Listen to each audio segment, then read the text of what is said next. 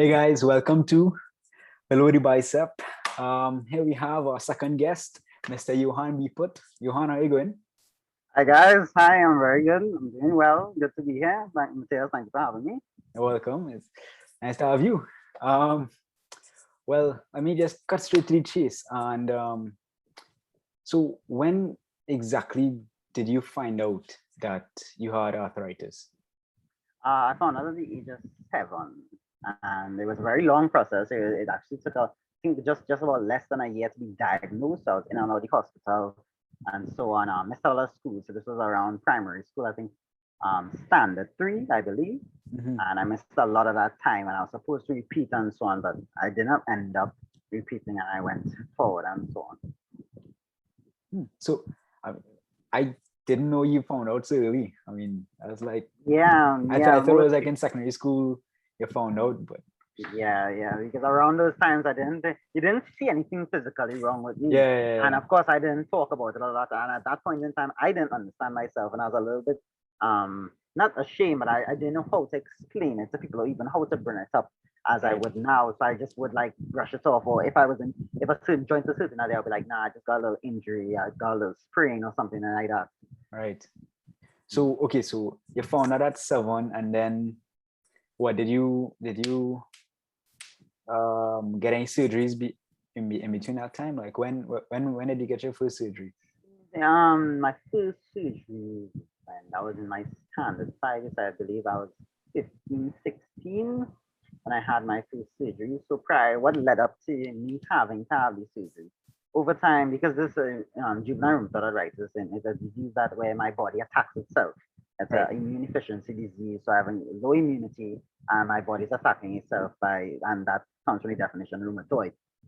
So over time, because of the inflammation and so on in the joints, my cartilage is going to be eaten with. The joint is going to be deteriorated, whether and how well the arthritis is going and so on. So Mhm. that happened to me it started when I was in Form 1. So I was around at the age of 12, 13, Mhm.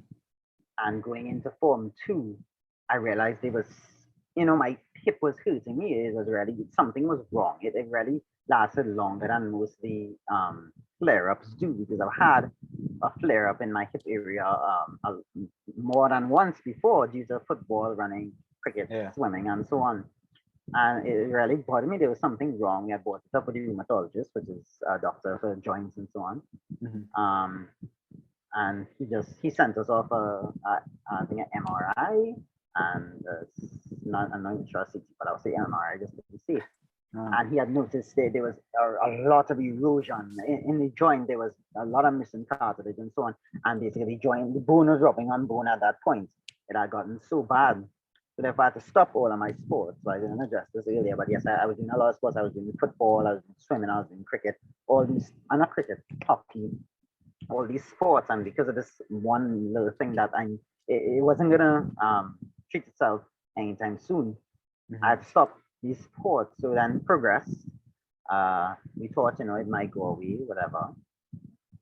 I found out I had to do surgery on it. There was no way that it wasn't just a flare up anymore. It was Right. just the joint was too deteriorated. I had to have a total hip replacement surgery. Therefore, fast forwarding into Form 3, coming back from vacation, and so I went away that vacation, walked around a lot, so kind of thing. The day before school started, from the morning that I got out of bed, I could not stand up. I could not stand up. I could not walk. I could even take a step without any assistance, barely even any assistance, Right. without putting any pressure on my body. And therefore, I went from a cane to crutches. And So this was, yeah, so this before surgery. yes, this is before surgery. Okay. This is before surgery. And I realized, well, we had gone back to the doctor. Something was wrong again. I don't know why this continued, but it wasn't just a normal flare up anymore. Mhm. And he said the other hip has also gone. It's also being deteriorated. The cartilage is going in that hip, and bone is rubbing on bone in that hip. That's why I experienced much pain in the other hip. So therefore, I transferred on the crutches, barely even using the crutches properly, more putting weight on my shoulders and roughing up my shoulders because I couldn't barely walk with Right. my using my legs or even assist my legs to use the crutches. And I had to have hip replacement, total hip replacement surgery done on that hip too. That is where you would think this is where it was coming to an end, where it was found out almost and this was going to be solved. But no, that wasn't the issue because this kind of surgery is done mostly on older people. Right. And the thought going into is if the older person, if they need to get it or they are going to outlast the hip replacement or they're going to pass away before the hip replacement. So it doesn't make any sense for them to get it. Right. And since I was so young, the orthopedic surgeon that was supposed to do it, and he wasn't comfortable with me doing it as yet. Since I was so young, since I was so small, and my bones were developing. Right. So it wasn't. So I had to wait at least 2 years, and that brings me back into my Form 4 going into Form 5 year. My Form 4 year was really non-existent. I wasn't there mentally, physically, Right. nothing at all, and not even spiritually. So I was allowed to have my surgery. First hit on April 6th, and the second one July the 26th. I had to do it 3 months apart. There was no other choice. You have to wait for one to heal and able to be the other. So after one can help out the other, so to say. Right. I finally got the surgeries. I missed out that entire Form 4 year. And after that, it was a very tough time. After the first one was a very tough time experiencing it for the first time. A lot of crying out videos and so on. It's just absolutely terrible pain. And one of the negatives that came out of it, that was very hard to, from the top accept, was one leg was longer than the other. So the bad leg was longer than the quote unquote good leg after surgery. So it's even get up because those kind of surgeries, because it's the joint, you have to get up and walk one time. You can't wait after 24 hours, have to get up and walk. So it's the pain of the incision alone, and on top of that, the pain of the other leg, which is deteriorated, having to put up with being lower than the other, was terrible. They had to put books underneath my feet and make it like a book pathway for me to walk on with the lower leg, so it could be a little even. But even that was tricky because the books could have slipped on it. If the books had slipped and I had passed 90 degrees in terms of the hip, that bringing me past a certain degree, it would have dislocated the hip and I would have to do the surgery over. So that was a very emotional time. It was very scary. You didn't know what would happen if I would have dislocated this hip. What was going to happen to me? What I have to do was the time, was the negatives about it. Fortunately, none of that happened. It was just a very tough time. It was a very emotional time, but I got through it. Right. Approaching the second stage, July 26th, smooth as a breeze, smooth as a breeze line. Nothing. I knew what to expect, and on top of that, it was the stronger leg.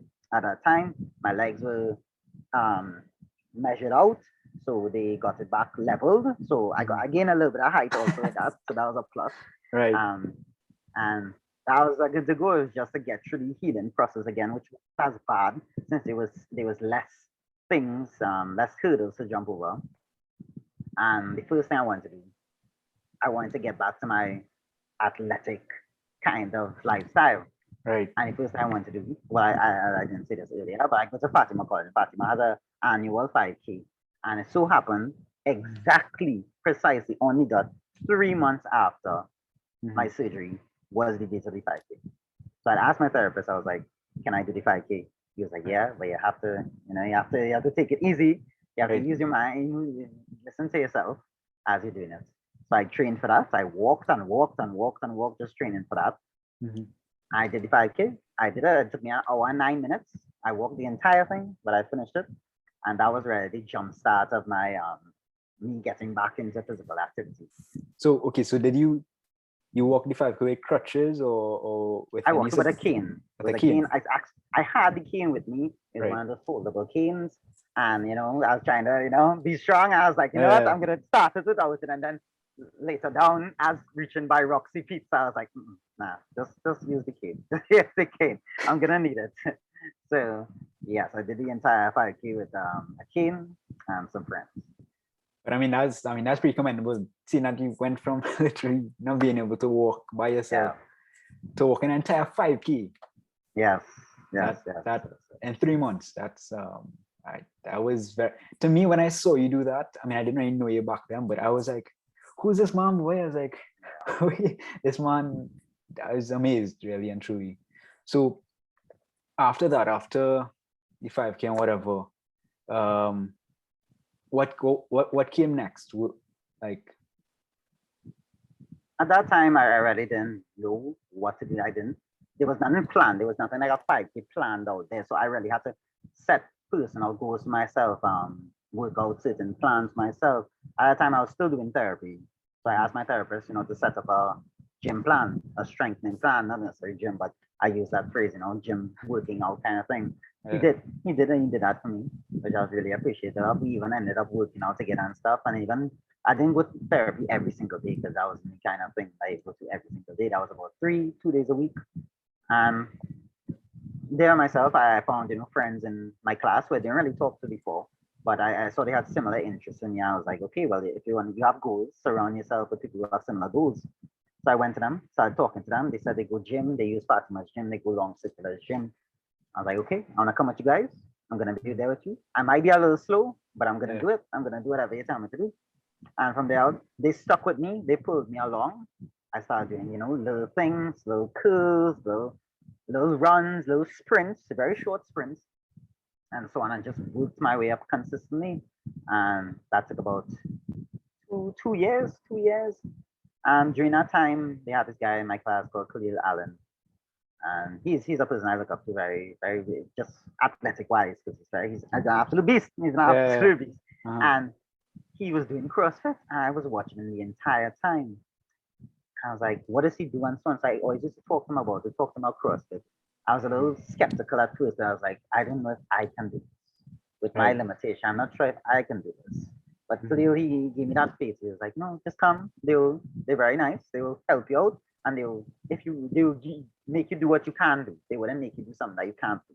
Right. I was like, okay. I was a little hesitant. It took me about a year to really gain up the confidence while I was doing my own thing. And one day I just messaged him. I was like, clearly going. It was during the vacation, actually, during the summer vacation, I think. In July was vacation, sorry.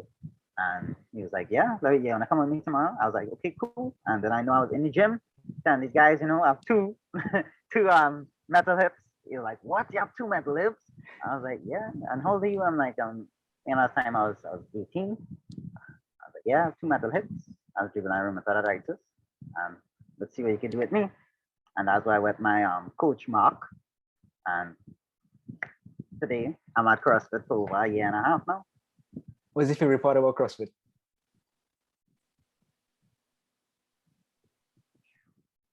Well, the kind of workouts it's so wide, it's so round range, and the muscles it hits, the body parts it hits. That's what I think it's the best sport for me to do right now, the best athletic thing for me to do right now.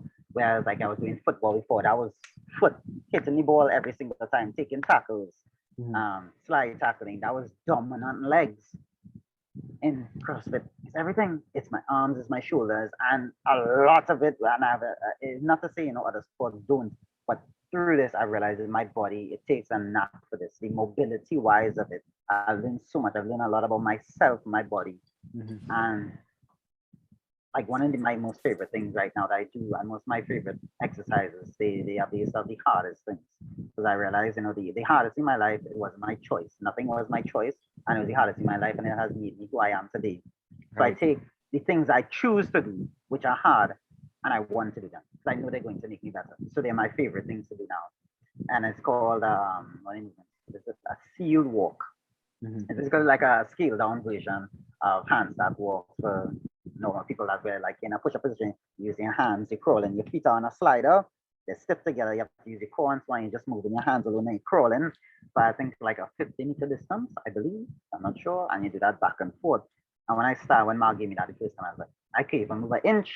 And I'm doing it today for like 2 laps without stopping. So that's a straight progress, just over a year and a half. Wow. So, and I think I think everybody hates this. I've heard non-stop hate lists about it, even on social media. The assault bike. I think everybody hates the assault bike. It's just aggravating. So is there anything that you couldn't have done, or how to put it, that so it's something that you couldn't have done, but now you've worked so hard and now you've been able to do it now, that since when you started CrossFit, like what's like your biggest transformation?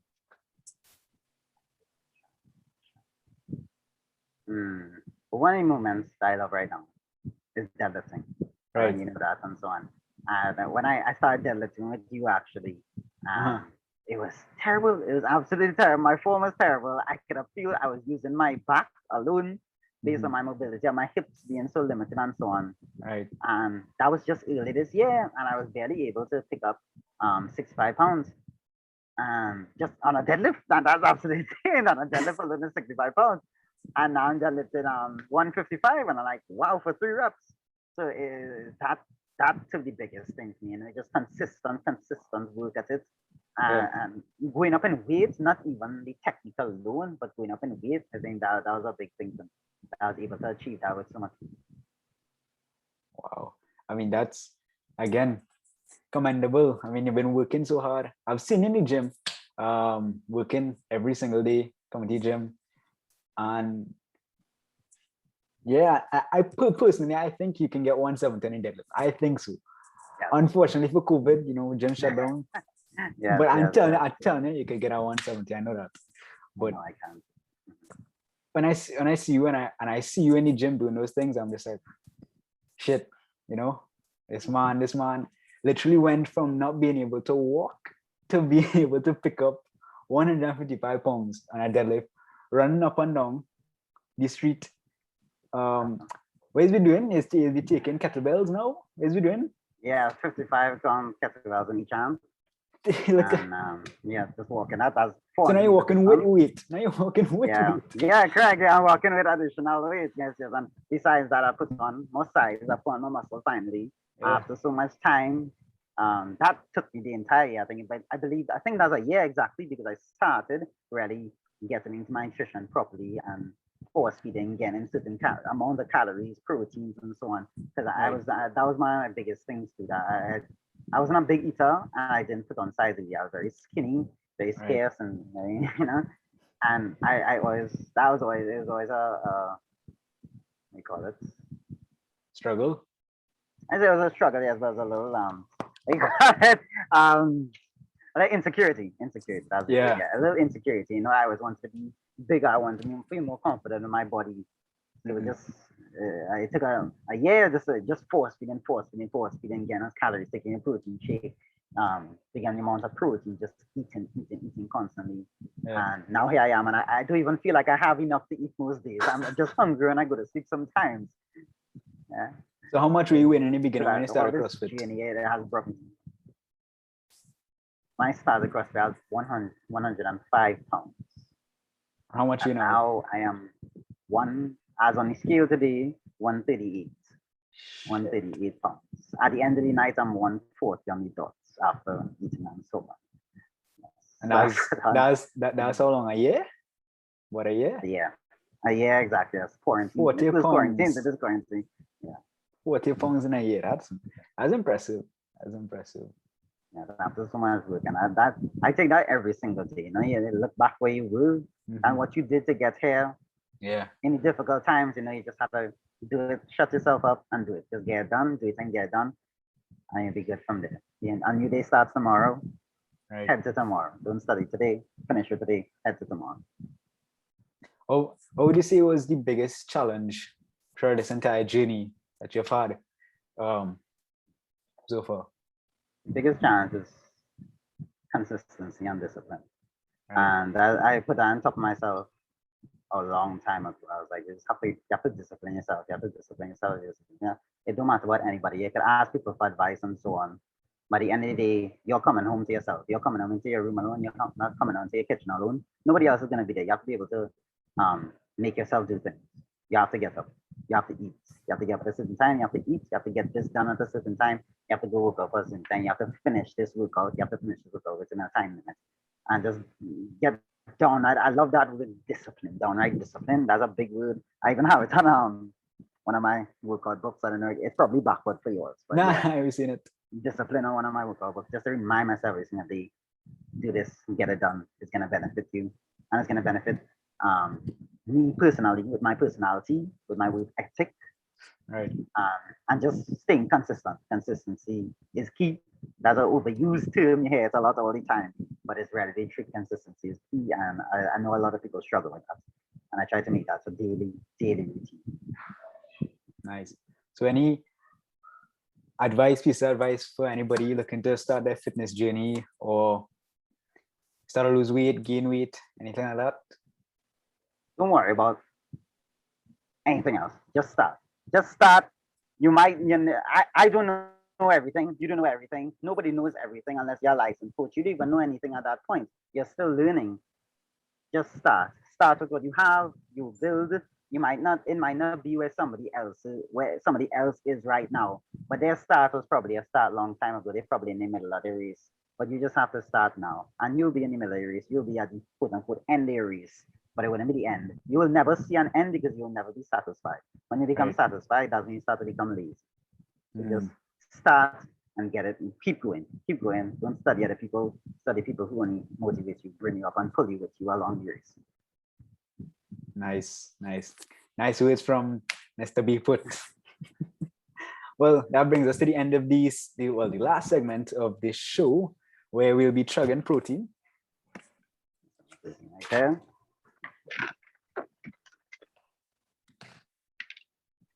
You could get some of your protein in.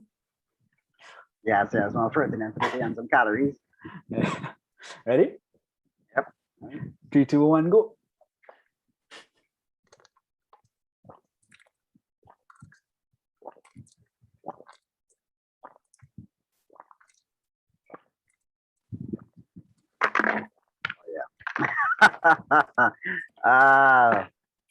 That's nice.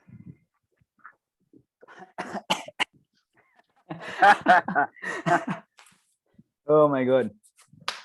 I really can't chug, I really can't chug. Second time was I realized. Second time. Yes. Well, Johan, it was nice having you. Hope you had fun. And hope everybody else enjoyed the video. And see you all in the next one.